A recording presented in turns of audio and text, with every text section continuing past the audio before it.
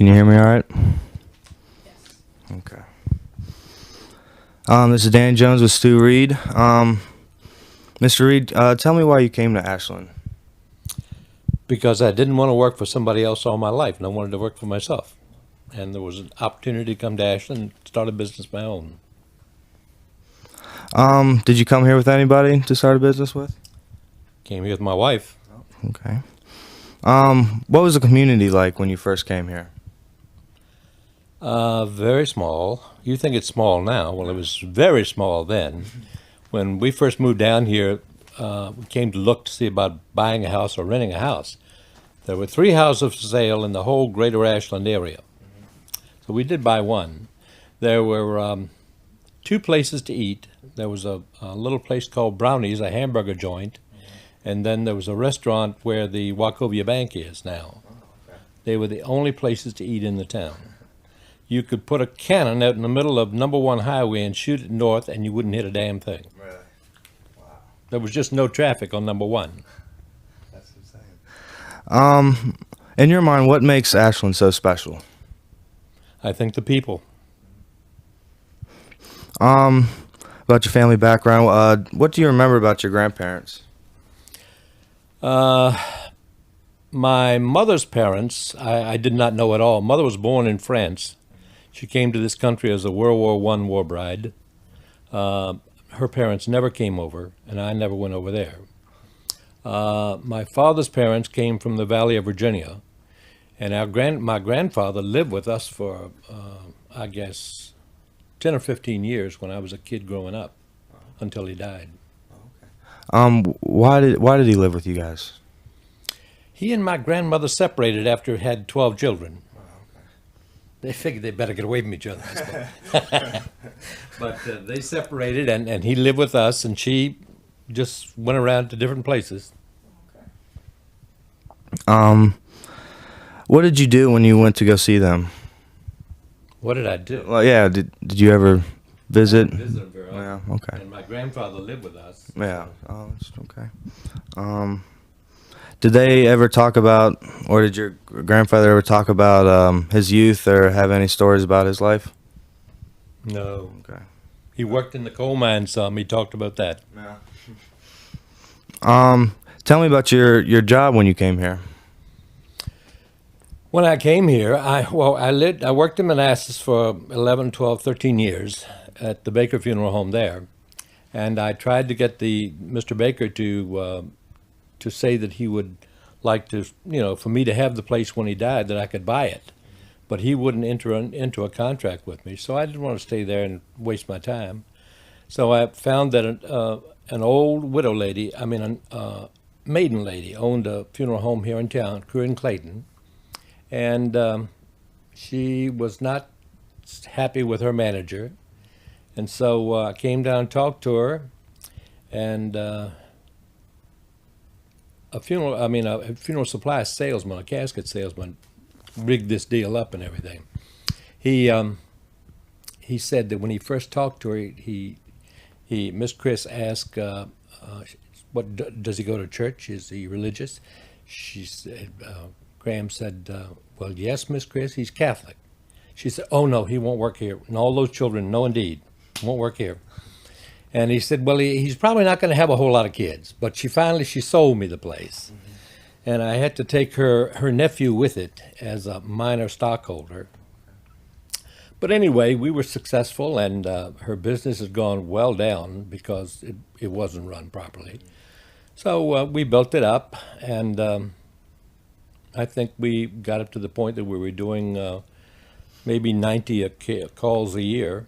And then my associate developed a problem that I couldn't put up with, so I said, you either buy me out or I'll buy you out, and we'll separate peacefully and enjoy each other.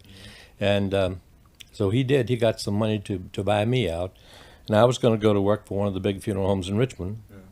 But about that time, when I first moved down here, I knew that the building that I'm in, that I have now, was going to be erected, and it was. They built that in 1970 and opened it to the public in 71. And so I knew that I couldn't go to work there. So a real estate agent called me, and he said, are you looking for a funeral home? Would you like to buy a funeral home? And I said, all depends on where it is. He said, well, there's one for sale in the town of Ashland. Well, I knew it wasn't Crew and Clayton, so it had to be the Hanover Funeral Home out on number 1. And I said, yeah, I'd be interested in talking to you about that. He said, okay. I said, is it, got any idea what they're asking for it? He said, I think they'll probably sell it for 25 cents on a dollar of what they cost them to build it, because their business had gone way down too. They did very well the first year, but after that it went to almost nothing. So they did sell it, and in 75 was when I made that the Reid Funeral Home.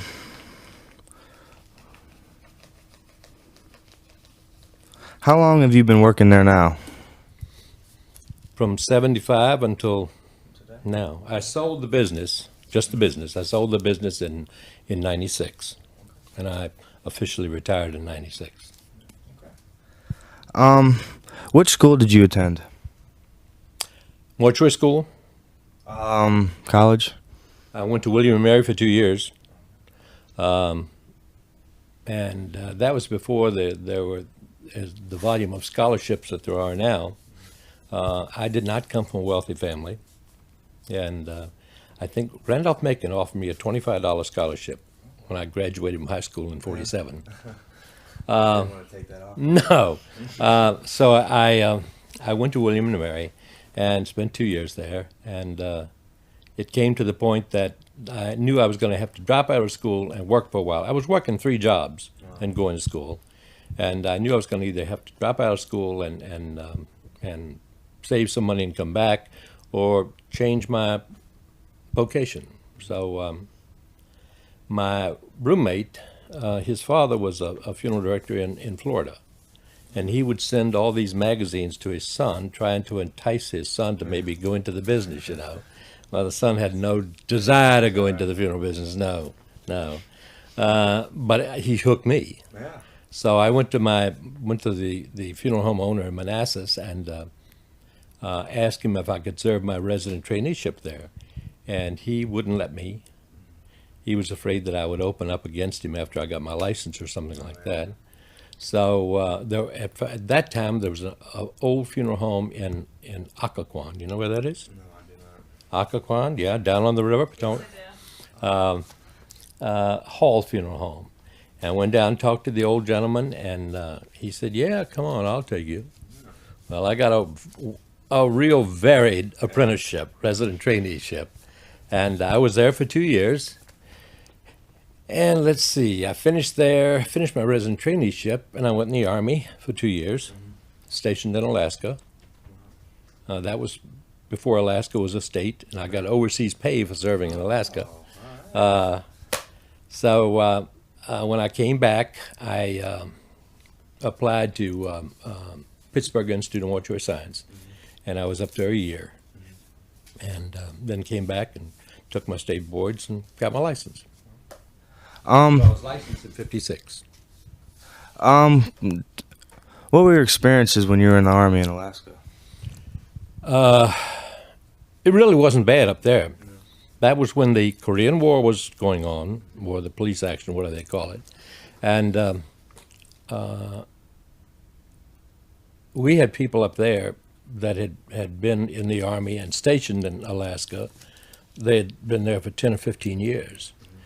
And I was with the first draftees that were ever sent up there. And we were not looked on favorably. They'd been there, they didn't want to leave, and they knew they had to leave when we came in.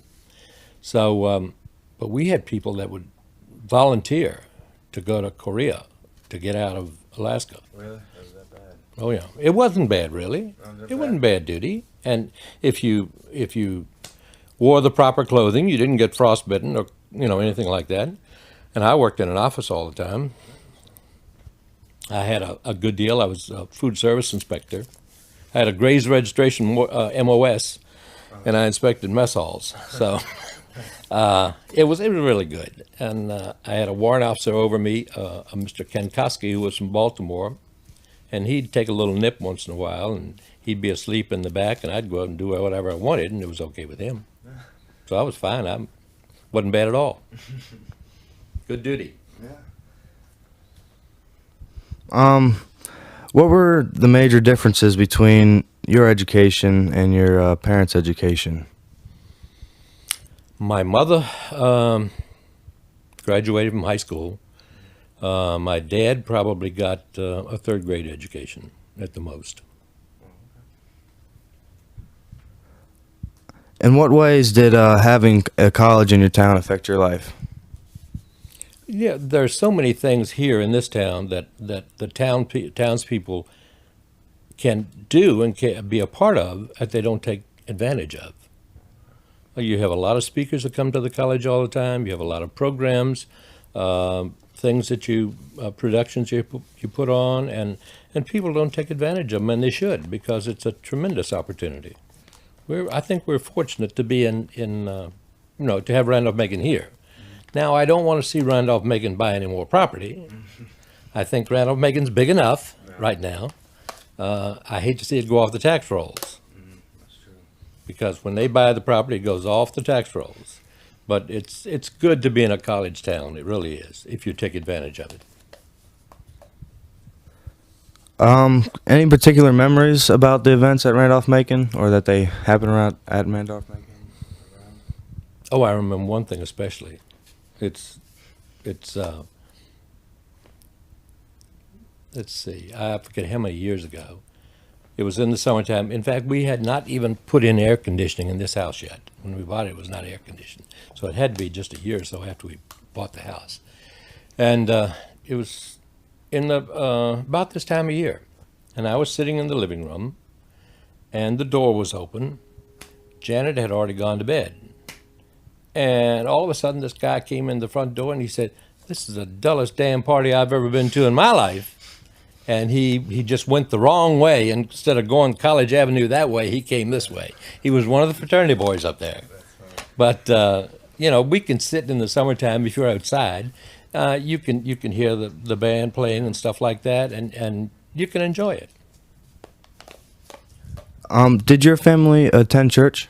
Oh, yes. My mother, my mother attended the Catholic Church. And my dad attended a Baptist church. Here, my wife is Methodist and I'm Catholic. We're a very ecumenical family. Yeah. And our daughter was baptized in both churches. What is your congregation made up of?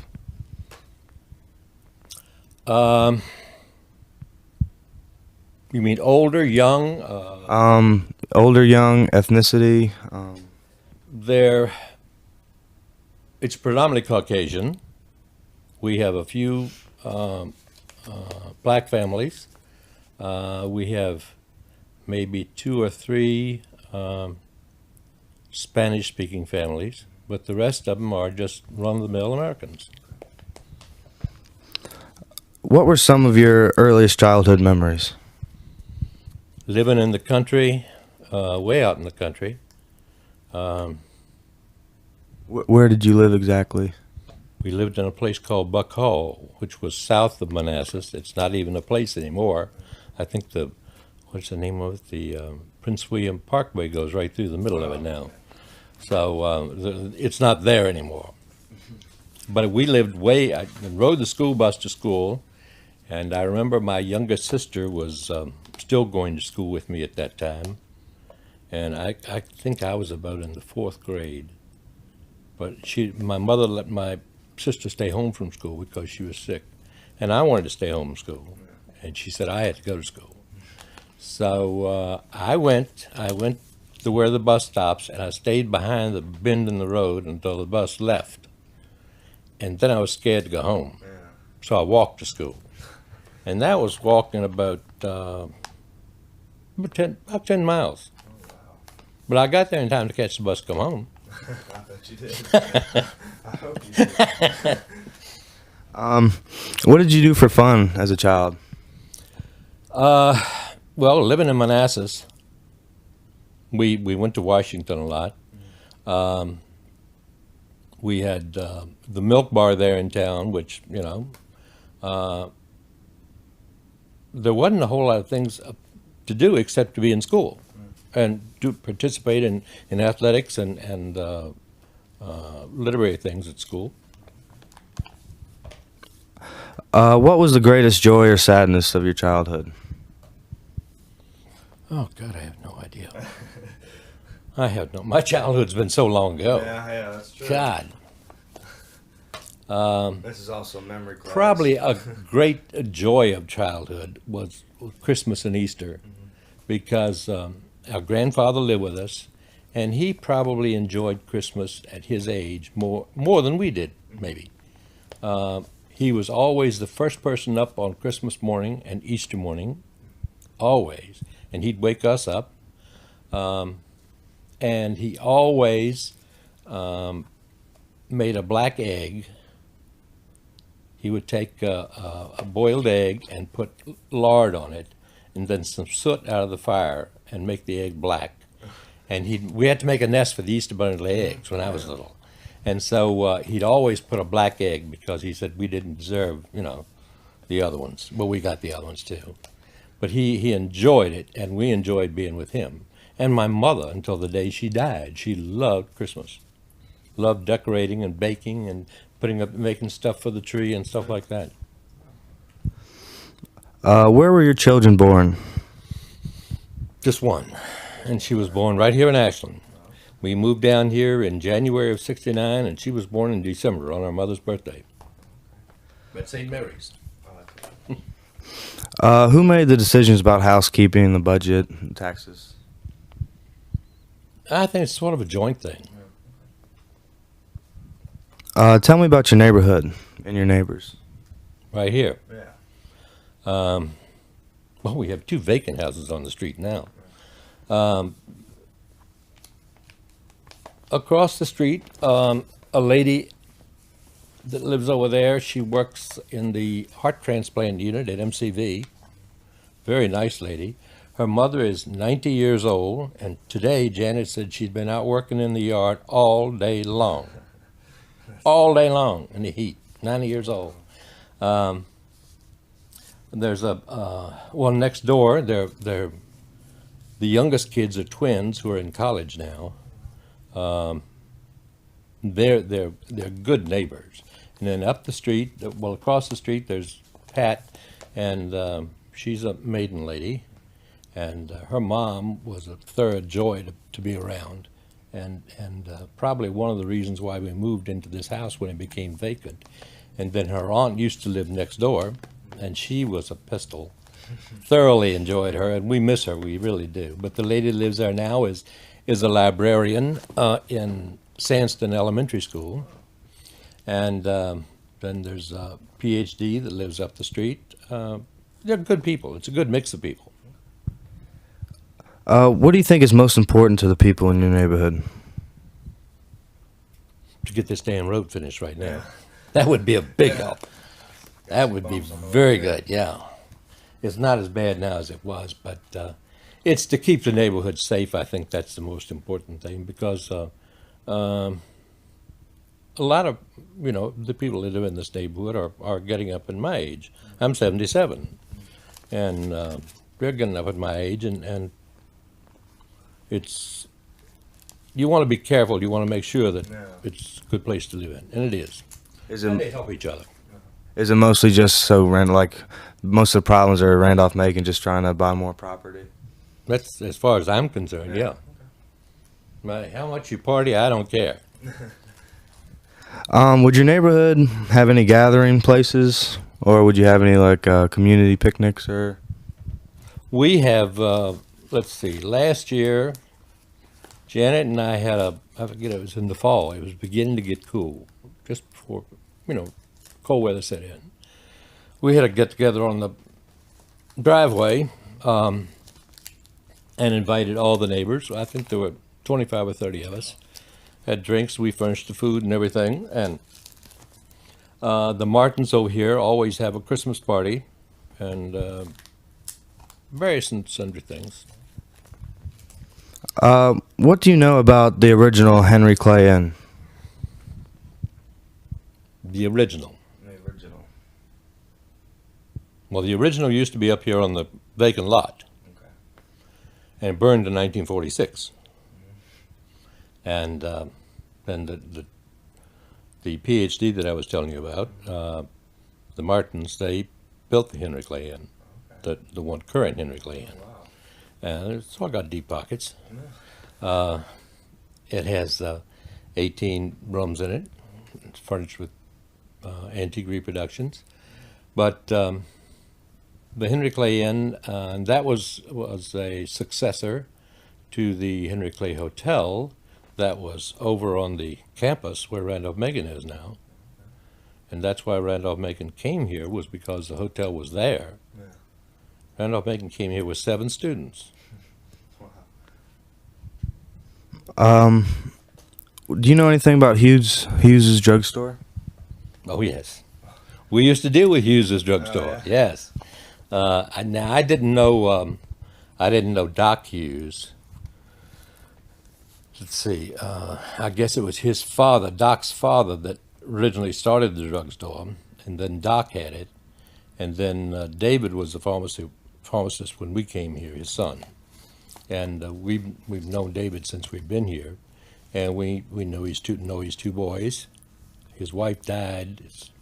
His first wife died several years ago, mother of the boys, but Hughes drugstore, and we used to have 3 privately owned drugstores in town: Hughes and Barnes and Piccolo's.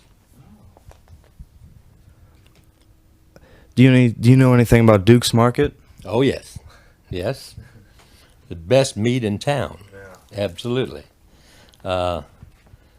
Duke is he's not he doesn't get out among the people too much, but the store is open 7 days, was open 7 days a week, and he was there most of the time. Where did you buy your clothes and do your marketing? We did most of our marketing in town. Most of our clothes were bought in Richmond. What other businesses are located in Ashland that you know of? But other businesses. Businesses. I guess I don't know what other businesses. Any other funeral home businesses except for the other one? There are 2 other black funeral homes. Oh, okay. There's a H.W. Dabney, and there's an F.E. Dabney, and the Dabneys were, of the H.W. Dabney, Mrs. Dabney that ran that was the sister of Floyd Dabney, who had the F.E. Dabney. And they're all dead now. It's just their son and their sons, adopted son and natural sons, that are running places now. But Cross Brothers Market, my God, has been here since almost forever. In fact, the meat cutter that was at Duke's Market now is at Cross Brothers. And Mary, that worked in the store almost forever, she's at Cross Brothers. So they're good people. And there's there's the wine shop uptown, Tobacco and Wine Shop, which is very good, and the train store. There's a lot of businesses around here, even with that Walmart. What was the town of Ashland like when you first got here compared to today? It was, I guess, slower. It was a slower pace of life then. And you might think it's a slow pace of life now. But, geez, yes, we barely moved then. But it was a slower pace of life, and everybody knew everybody. And it's not that way now, Yeah. There are a lot of people in town I don't know anymore. Yeah.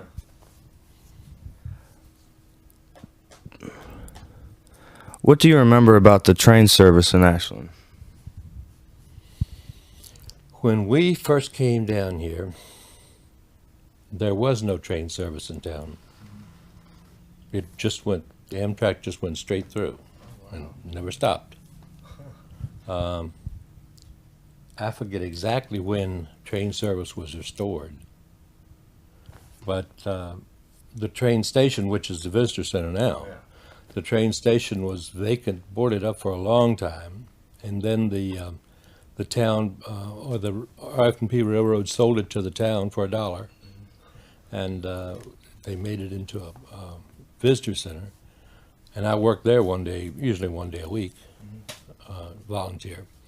But the train station is, I mean, the train service is fantastic, and I would hope that it doesn't leave. I know they're talking about the transportation plan and everything, and probably taking the passenger trains off and putting them through Doswell or something like that, and just run the freights through here. Well, you know, they run the garbage train through here every day and back. You know, that's enough. Yeah. But the train station, it's hard to imagine that there's about 12 to 15,000 people that board that train every year here in Ashland, and they don't buy tickets here. We don't sell tickets. You buy your ticket from the conductor on the train, or you buy it on the internet. Yeah. It's great, and it's a good thing for the town. Yeah. The early morning train, I think it's a 6:10. There's probably 15 or 20 people out there every morning to board the train to go to D.C. to work. Wow. And then there's an 11-something train that's a very popular train. There's sometimes 25 or 30 people out there waiting for the train. So it's a good thing. It's a good thing for the town, and I sure hope they don't dispose of it. What do you remember about the trolley service in Ashland? I don't. You don't? Okay. That was gone by the board before I came here. Okay. In the town of Ashland, is there any carnivals, or is there any big community gatherings? But the biggest community gathering is the Strawberry Fair, held in Randolph-Macon on the streets. That's during June and July. It's the first Saturday of June now, being that Randolph-Macon's gone back to the last weekend, the last Sunday of May for the graduation. Mm-hmm. So we have the first Saturday in June for the Strawberry Fair. And that's about the biggest thing that happens. There are 25,000, 30,000 people that come into town for that. I guess that's it. Thank you. All right.